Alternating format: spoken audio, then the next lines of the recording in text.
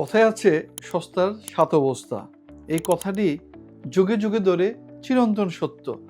আপনারা যারা কানাডাতে আসবেন স্টাডি পারমিট নিয়ে প্ল্যান করেছেন, বহুদিনের স্বপ্ন, আপনি যখন গ্রেড 10 কমপ্লিট করেছেন, এসএসসি এইচএসসি কমপ্লিট করার পরেই অথবা আন্ডারগ্রেড যখন পড়তেছেন তখন থেকে আপনার স্বপ্ন, এবং এই স্বপ্ন বাস্তবায়ন করার জন্য যত কাজ রয়েছে আপনার দিক থেকে একাডেমিক, আপনি পারফেক্টলি করেছেন। আপনার রেজাল্টগুলো ভালো ছিল, আইএলটিএসের একটা ভালো স্কোর, জিআরই জিমেট যা যা লাগবে সব কিছু করেছেন। বাট যখন আসল জায়গায় আপনি এসে দাঁড়িয়েছেন, আপনার এডমিশন ভিসা প্রসেসিং, তখন আপনি শুরু করে দিয়েছেন একটি সস্তা সার্ভিসের সন্ধান। কোন এজেন্সিতে গেলে আমার টাকা লাগবে না, কোন এজেন্সিতে গেলে 5,000 10,000 টাকা দিয়ে আমার কাজটি করা যাবে, কারা ভিসার পরে টাকা নেবে। আসলে আপনার নিজেকে নিয়ে কি এরকম একটি সস্তা সার্ভিস নেওয়া উচিত? আপনি যখন টেলিভিশন কিনতে যাবেন, এরকম একটা পচা টেলিভিশন কি আপনি কিনে বাসায় নিয়ে আসবেন? আপনি অবশ্যই কিন্তু সেটা করেন না। আপনি যখন নিজের জন্য কিছু বাই করেন, অবশ্যই ভালো ব্র্যান্ড এবং এক্সক্লুসিভ ব্র্যান্ড, ইউনিক কোনো কিছু কেনার চেষ্টা করেন।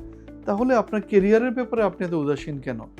আপনি যখনই এই ধরনের কোনো সস্তা সার্ভিস চুজ করেন, যে ভিসার পরে টাকা অথবা 10,000 টাকার সার্ভিস চার্জ, 5,000 টাকার সার্ভিস চার্জ, ওরা আসলে মূলত এখানে আপনাকে একটি শুভঙ্করের ফাঁকি দিচ্ছে। তারা তাদের অ্যাসাইন কোনো ইউনিভার্সিটি অথবা কলেজ থেকে, যে ইউনিভার্সিটি অথবা কলেজগুলোর সাথে এই এজেন্সিগুলোর অ্যাফিলিয়েশন থাকে, ওইখানে আপনাকে পুশ করবে, আপনাকে ওইখানেই যেতে হবে। তো আপনি অল্প কিছু টাকা বাঁচানোর জন্য ইয়ারলি আপনার $5,000-10,000 কানাডিয়ান ডলার টিউশন ফিস কিন্তু বেড়ে যাবে। একটা বিগ অ্যামাউন্ট অফ মানি আপনার চলে যাবে। তাছাড়া আপনার যে কোয়ালিফিকেশান, আপনার একাডেমিক ব্যাকগ্রাউন্ড অনুযায়ী আপনি যেখানে যাওয়ার কথা, যেখানে থাকার কথা, আপনি কিন্তু ওখানে যাচ্ছেন না।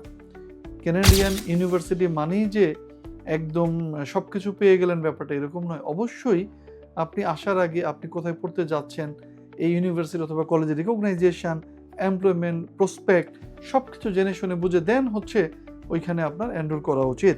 তো আপনি যাদের মাধ্যমে কাজটি করবেন, ওই ফ্রি সার্ভিস অথবা সস্তা সার্ভিস, তারা ওই ইউনিভার্সিটি কলেজগুলোর সাথে অ্যাফিলিয়েটেড থাকে এবং ওইখান থেকে একটি big amount of money as a commission আপনি ঠিকই পেয়ে যাবে।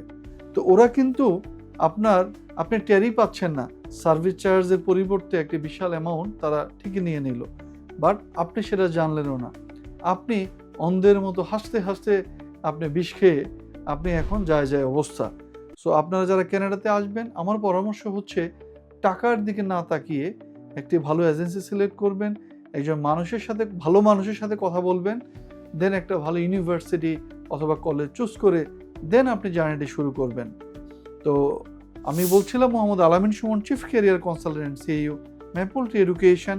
যদি আমার সাথে এই ব্যাপারে কথা বলতে চান, কোন কোর্সগুলোতে আপনার আসা উচিত, কোর্স সিলেকশন, তারপরে ফাইন্যান্সিয়াল প্রিপারেশন, এইসব বিষয়ে আরও বিস্তারিত আলাপ করতে চান, তাহলে এই ভিডিওর যে ডেসক্রিপশন বক্স রয়েছে, যে কোনো একটি নাম্বারে ফোন দিয়ে আমার নাম বলে একটি অ্যাপয়েন্টমেন্ট ফিক্স করুন, দেন কথা বলে সিদ্ধান্ত নিন। তো ওই পর্যন্ত সবাই ভালো থাকুন, সুস্থ থাকুন, আল্লাহ হাফেজ।